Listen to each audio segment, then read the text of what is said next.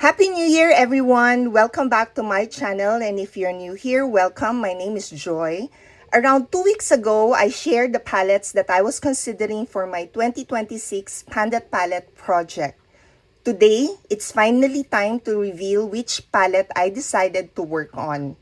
The palette contenders for my Pandat Palette project pan are Tarte Rainforest of the Sea Volume 2, Pure Soiree Diaries, You Can Be Belonging Eyeshadow Palette, Wet n Wild Color Icon Comfort Zone, Makeup Revolution Soft X Eyeshadow Palette, and the Beauty Glaze Perfect Neutral Eyeshadow Palette.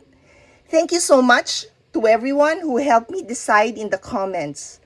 3 of these palettes were not mentioned at all, so I decided to eliminate them from my options. So the 3 are the Beauty Glaze Perfect Neutral Eyeshadow Palette, Makeup Revolution Soft X Eyeshadow Palette, and the Pure Soiree Diaries Eyeshadow Palette.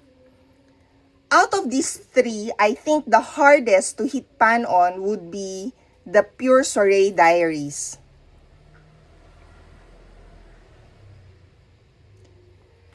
The Soft X would take longer simply because of the large number of eyeshadows in the palette. There are 24 of them. While the Beauty Glaze Perfect Neutral would likely give quicker results if I choose to work on it.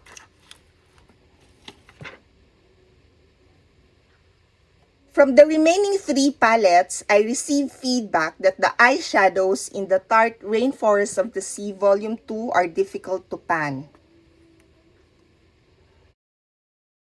So I decided to eliminate this one as well. That left me with 2 palettes. The Wet n Wild Color Icon Comfort Zone palette and the You Can Be Belonging palette.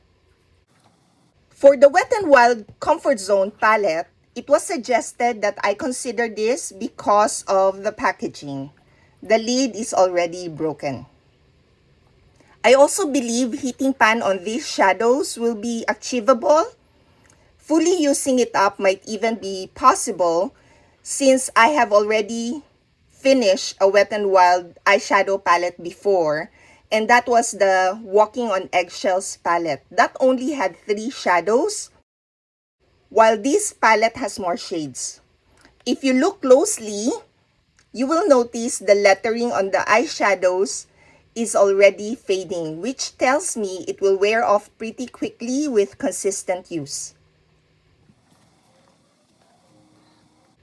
As for the You Can Be Belonging palette, this one will take more time to hit pan because of the number of shades.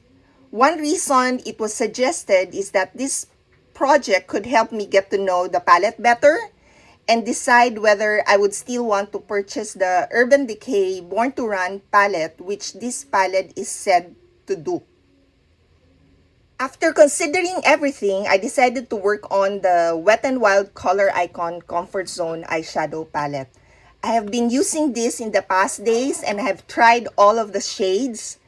In the past, I mentioned that I didn't like the shades on the right side, but I have actually been enjoying the green shades so far.